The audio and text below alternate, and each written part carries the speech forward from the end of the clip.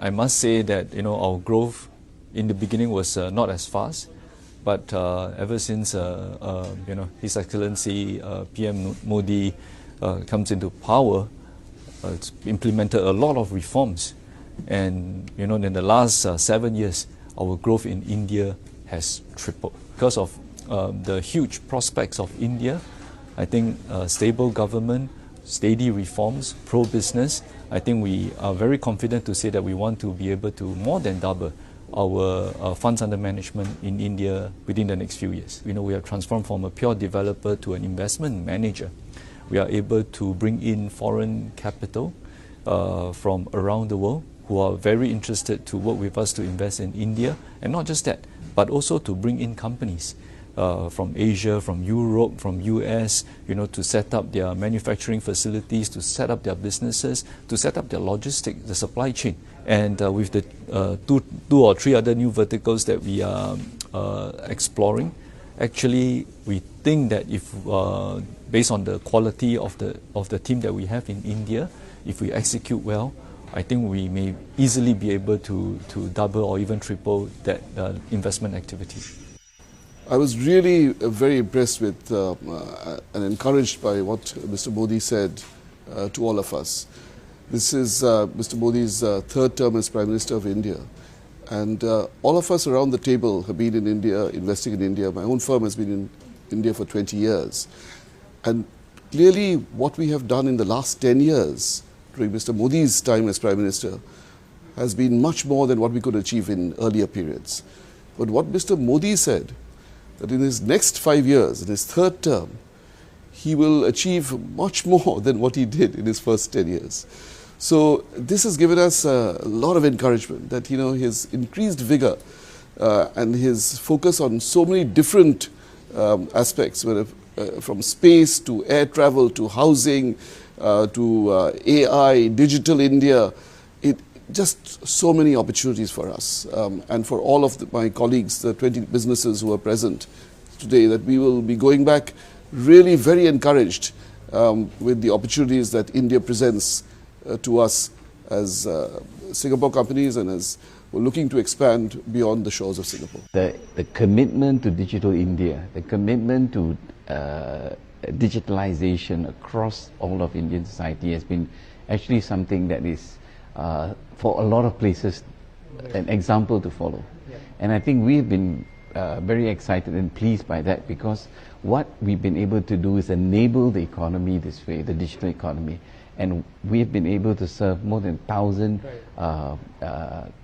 companies, small, medium, large companies in India, plus some of the big Fortune 500 companies, the big cloud players, because that enables them to come in and provide the digital infrastructure to allow all the other things like AI, greater e-commerce, and the proliferation of data penetration and broadband across the country.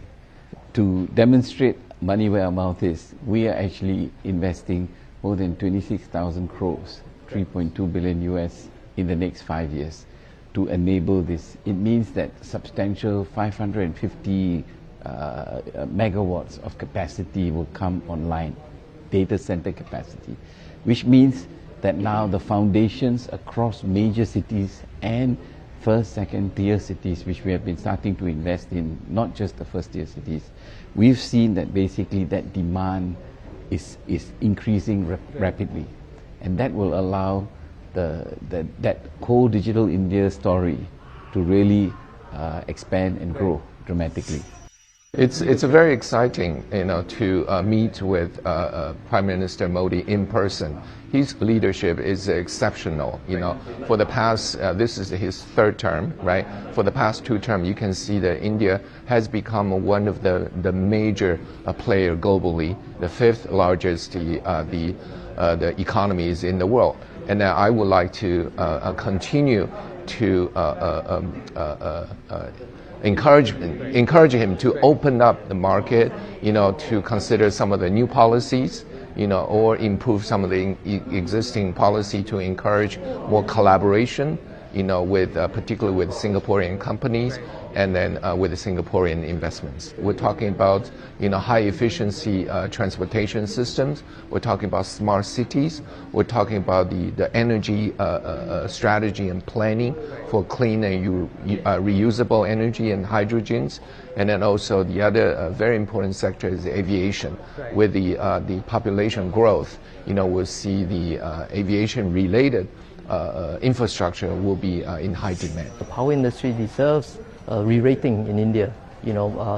Prime Minister Modi and his ministries over the last few years implemented this very important policies that enable the viability and the credibility of the sector. Solar Electricity Corporation of India, and now with the success of that, we wanted to bring in NTPC, NHPC, SJVN to also mirror the effort by SECI. So from that perspective, as a foreign investor in the renewable sector, this will present tremendous opportunities for us to pursue.